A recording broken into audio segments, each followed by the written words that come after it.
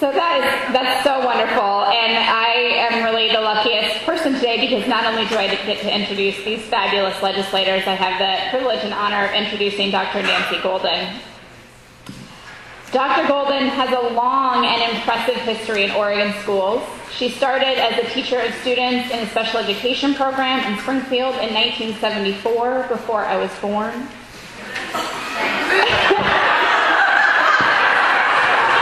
I mean that in the most honoring way I could possibly mean it. She earned her PhD.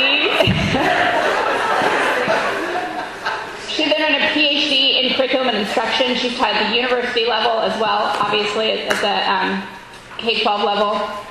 Served in a number of school district administrative roles, and in 2003, Dr. Golden became the superintendent of Springfield Public Schools. And I'm sure everyone there would tell you, and in fact across the state, we're all looking to that district because they are a leader and innovator in the types of policies and practices that we all should be emulating and being impressed by, because there's just been some wonderful stuff happen. Under her leadership there, the district developed their own Springfield quality education model to really be a guide for their priorities in terms of investing in their students. They've significantly increased student achievement under her tenure. They successfully passed a $42.5 million bond, and they opened a brand new charter high school, the Academy of Arts and Sciences, to serve a greater number of students in that district. And through it all, Dr. Golden has maintained a really strong connection to the classroom. I was incredibly impressed to hear her talk recently about how she keeps her name in the school district subpool. And occasionally she'll take a sub call and go into a classroom, and she spoke quite humbly,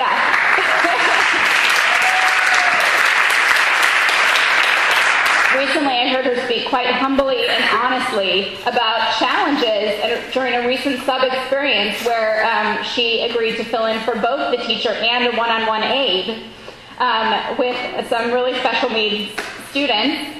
And I think that is exactly the kind of leadership we need. That humility, but that strong innovation, absolutely, completely worthy of applause. So it's no surprise at all that Dr. Golden was named the 2011 Superintendent of the Year in Oregon by the Confederation of Oregon School Administrators. And we are so thrilled that Governor Kitzhaber has tapped her to be his education advisor and that she has agreed. Thank you.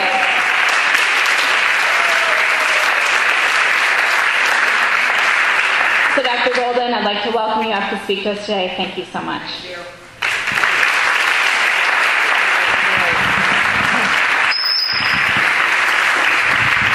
When I was a teacher, the first few weeks of school I'd get a cold, because of being in a room with lots of kids. Well, the Capitol has its germs too, I'm telling you that. Because I apologize, I have a bit of a cold right now. I do want you to know that Governor Kitzhaber really wanted to be here. He tried to get his schedule to work out. I think the person who schedules for the governor decides this deserves a big gold star, because it's not an easy thing to do. So he really wants you to know if he could have, he would have been here. And I wish he could be here too, because he's so inspirational and he cares so much for education. And I want you to know that, because we need champions, these great legislators we met, and the governor. So he just wanted me to let you know that. I always like to start with a student story, because this is about students. I mean, what we all have in common is we care about our students and we know they deserve a quality education. Am I right? Absolutely. Okay. So in my job as superintendent, I love to go to school activities, and I was on my way to see some of our kids swim. And as I came up, this boy came up to me. He was on a skateboard. There's a skate park, right? This is Willamette swimming area. And he comes up to me and says, "Hey, dude." And I haven't been called a dude in a long time, so I wasn't sure he was talking to me, but the eye contact, he said, "Hey, dude, are you that lady who owns all of the school buildings?" I said, "I don't own the school buildings, but I do have a job where it's my job to make sure you love your school. How do you feel about your school?" "Bestest school ever," he said. So we have to work on the grammar a little. from taking them from where they are to the next level. But wouldn't you want every child to say best school ever? Isn't that what we're really looking for? So one of the questions, when I asked what would you like me to talk about, one of the things people said is, why would you leave a superintendency to come and do the job as the governor's educational advisor? So I want to tell you about why I would do that. And I want to start with some students. I have a student advisory committee. It's 25 students who advise me on what I need to do as superintendent. So they really should get the Superintendent of the Year award, really. I mean, they have guided me in just such a powerful way. And one of these students, since he was in middle school, wants to go to Cornell University. It's been his dream. Now, the reason it's been his dream is he saw all the snow in Cornell, and he's never experienced that, but once he realized that it had the kind of snow he wanted, he also looked into the programs that he wanted. And you put the two together, and his dream since middle school was to go to Cornell University. And he's a 4.0 student, and he's an athlete, and he's an artist, and he's on student advisory, and he does 1,000 things. So last year, he asked me to write him a letter of recommendation. And you know, when a student asks me to write a letter of recommendation, I love the school board I work for, but the letter of recommendation comes first, and then I'll get back to the school board. Because, you know, that's the dream, right? To get every child's career and college ready.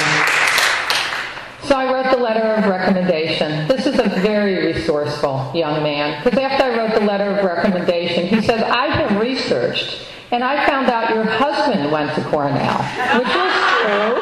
I don't know how he found that. He said, but you know, in some of these universities, if a past student knows someone there or still knows their major professor, maybe that makes a difference. And there are universities that does. So he appreciated my letter, but he thought maybe a letter from my husband would be more impressive in this case. So very resourceful young man. Okay, this young man deserves an education. He deserves a quality education. Now, another young man who's in my decision-making class, every spring I teach a decision-making class. This young man has an older brother who committed suicide about 3 years ago. He was witness. He was the one who found his brother.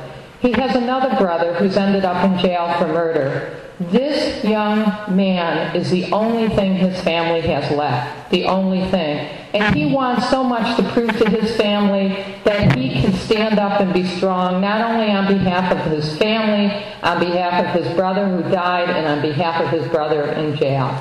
And he struggles in school. But at Springfield High School, they've surrounded this young man so that this young man will be successful and will go to college. So last week, I got an email from him asking me if I would write him a letter of recommendation to the University of Oregon. And again, that became number one.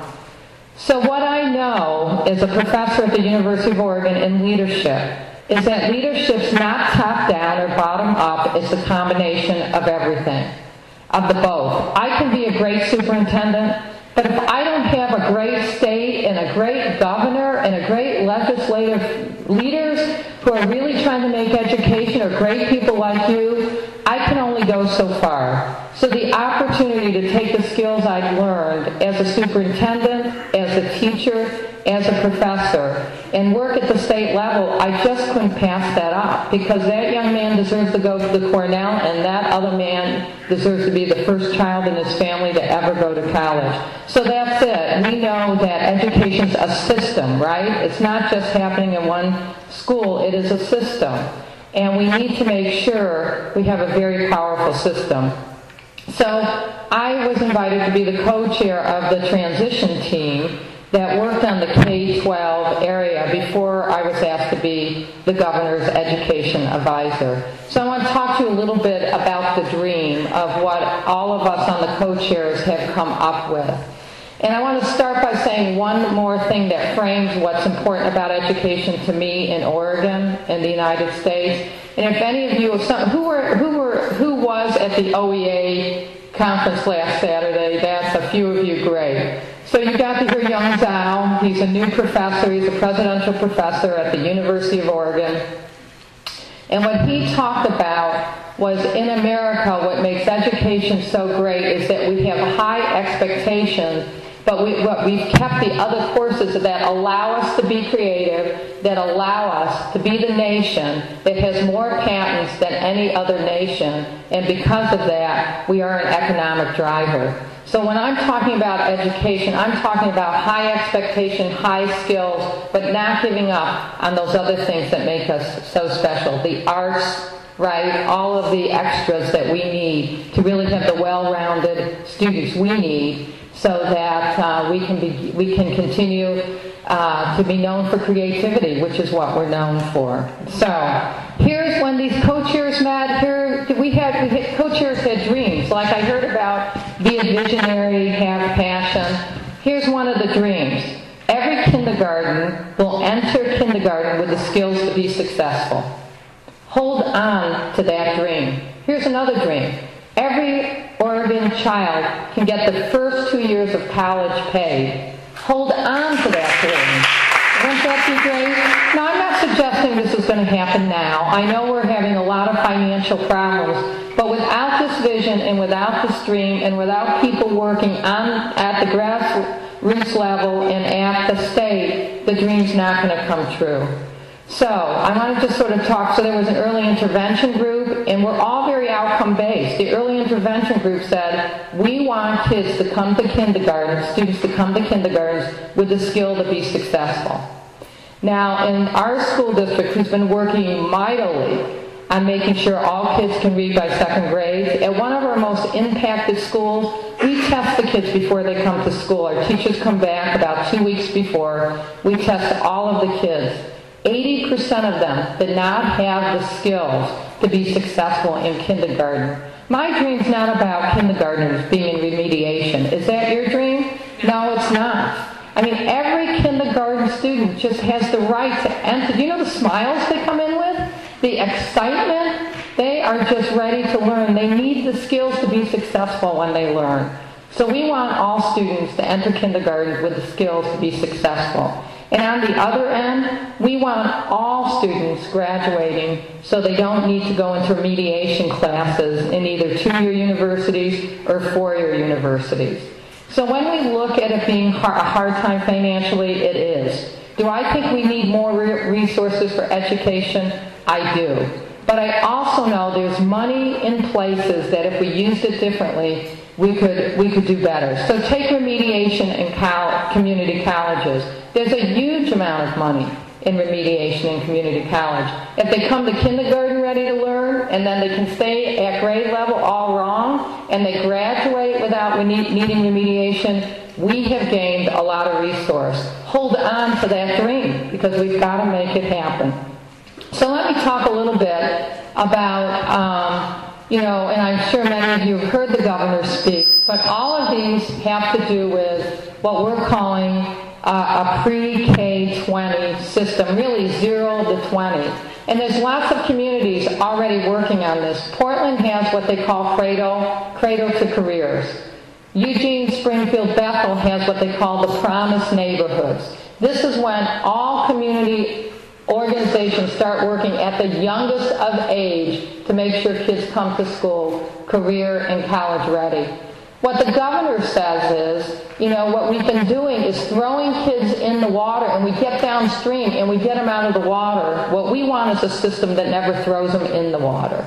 And that's what he's thinking about, and that's what the task force have been thinking about.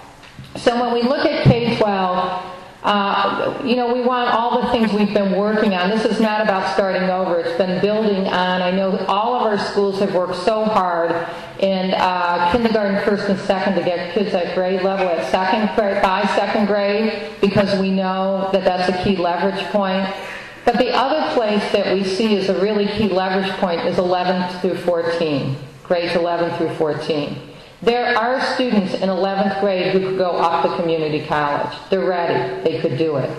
There are kids in 12th grade who could do better by staying one more year in 12th grade. If we use a proficiency-based program where students can move at their rates, and we have look-fors, we know the skills they need to have, and we could create a seamless system where there's not silos between high schools and community college and college, and we can figure out the funding source that supports that, wouldn't that be great if kids could just move at whatever pace they need to move to be successful?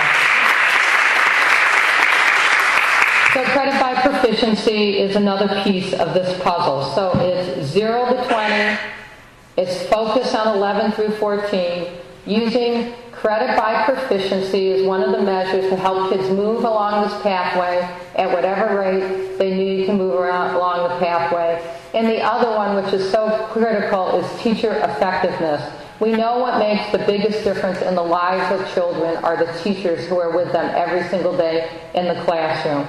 I have seen some of the most magnificent teaching as a superintendent. If you don't spend hours in schools, do it, because it's the most special thing you can do. I sit in Paul Halupa's English class and I physically can't get up and leave because I am just so amazed by what's happening in that classroom. It's magical. He's been at it for years, and what I know is when people are taught by Paul Halupa, they're going to be successful. It's all about teacher quality, so we've got to make sure we work on that too.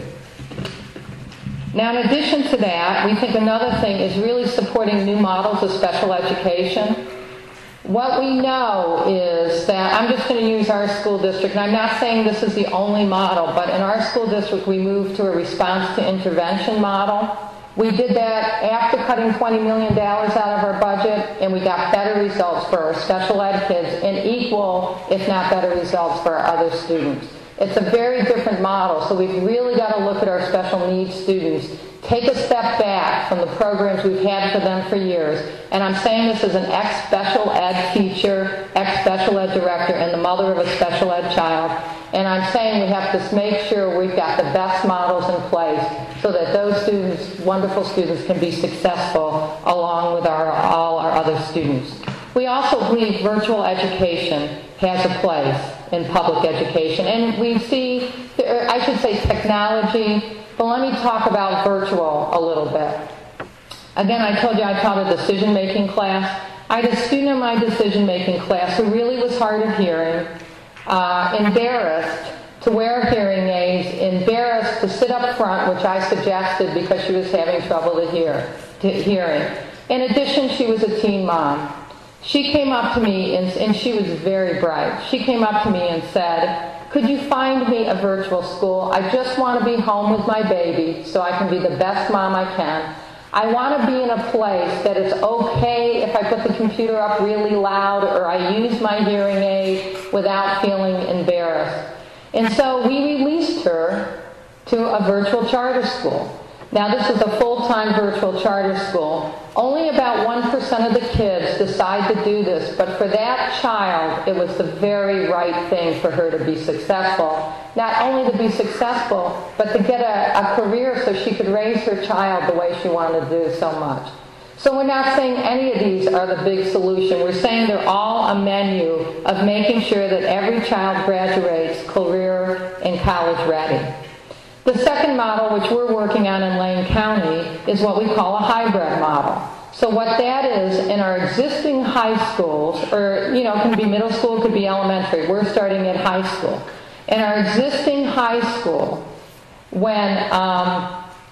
if you have a student who in 9th grade started failing a class, we all know if kids don't succeed in 9th grade, that's when they're really at risk for dropping out. By the way, if they don't succeed in the first year of community college, that's when they're at a risk for dropping out. So if you go to a 9th grade, and why are they at a risk for dropping out? They're at a risk because I fail one course, I fail 2 courses, and bingo, I'm not going to graduate with my peers. These kids I've been with since I've been 5. So if you said to them, it's a tough transition to high school. I mean, I was a good student, but I got a little in high school, I was having fun my freshman year. My grades were not what they used to be. So if you say to this child, look, you can stay on track, just keep moving, but what I want you to do is take one extra course. You didn't pass this class, you didn't pass algebra, take one course virtually. It's offered through the high school. Catch up, and then you're still on track with your peers. So maybe you don't take an elective, maybe you stay after school, maybe you do it at home from your own computer, maybe we have to lend you a computer. You can catch up. You can make it. We're here to have you make it. The hybrid model is really, really important. And of course, the last thing in technology is the integration of technology within the classroom. How many of you teachers have document cameras? I see some teachers here. Okay, so what we know with document cameras is you could do a lecture, you could introduce a concept, right? And you can be videoing that. And if you have students who heard it once, but they didn't quite get it, you can put that up on your web, and they can watch it again at night. And so they get a second try. Some kids get it on the first time, and some kids get it on the second try. Technology will not replace teachers, but it will work side by side with them, because we have kids with many, many skills, and this is just about how do we make all of our kids successful. And the last thing is the idea of allowing kids access to innovative, proven models of education. Now, what I'm talking about there, and I'm going to use Springfield as an example because that's where I've been for the last 8 years, we have 2 comprehensive high schools, and they're awesome. I love them, and I just do. And most of our kids are successful in that high school, but in those high schools, but not all of our kids. So when I became superintendent, I started looking at data, and I saw that we had more kids dropping out than we wanted to drop out. We had kids going to high cost, what I call failure models. You didn't make it here, so you go there. And I started looking at these kids' transcripts or test scores, and they were testing pretty well, but they were flunking out of school, and they were behavior problems. So I brought a few of them together to do a focus group. Isn't that what we do when we want to find out what's going on? And the second they were in the room, I got it. These were artistic kids who sitting them in a traditional classroom with desks was just not going to make it. Art had to be at the core of what they did. Okay? So we talked to these kids, and we applied to the Gates Foundation, and we created an Academy of Arts and Academics. Now, in this Academy of Arts and Academics, these kids who were failing out of school, dropping out of school, now have the highest test scores in absolutely every area in our school district.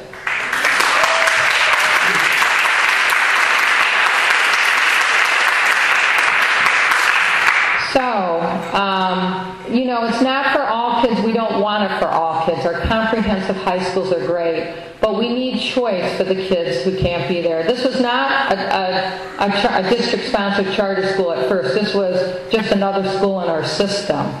Well, what started happening is other kids would come to the school, because we have a one-to-one, like if someone from Marcola wanted to send a child to the academy, as long as we had a child who wanted to go to Marcola, they could go. So freshman year, we do a trade. We had a trade. Sophomore year, these children have to wait to see if they're going to get back into school where they were successful.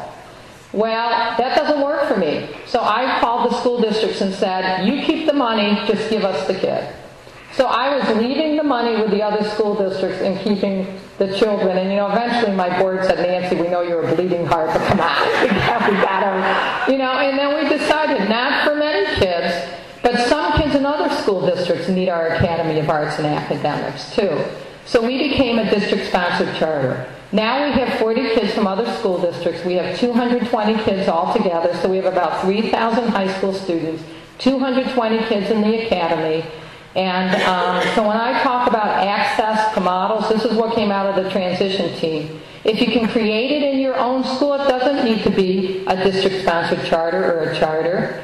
But if you create it in your own school and then other kids want to come there and you want to make it work for other kids, then you can make it a district-sponsored charter school. Or if a charter school applies and it's a school that fits well to meet the needs of your kids, that's okay too, as far as I'm concerned. But all we're saying is, let's work towards having access to innovative programs to make sure all kids can graduate.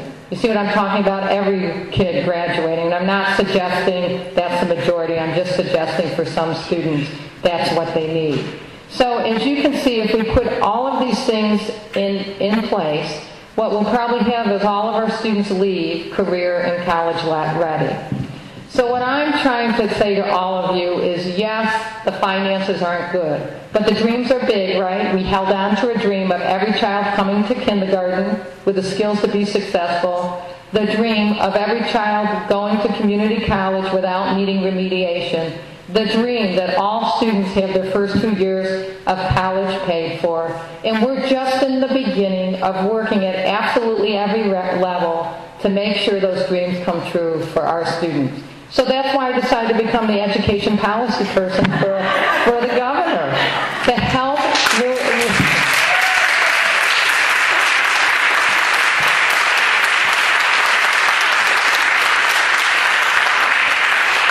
us reach our dreams. So I want you to know right now the governor, and working with me, we're taking all of these recommendations that came from the task force, and there's equally powerful ones at the preschool level and at the college level, and we're working towards really creating them into a seamless system. You'll be hearing a lot about it. We're going to get out and start talking to all our legislators about it. Many of them already know and support these things. So please join us in making sure these dreams come true. Thank you.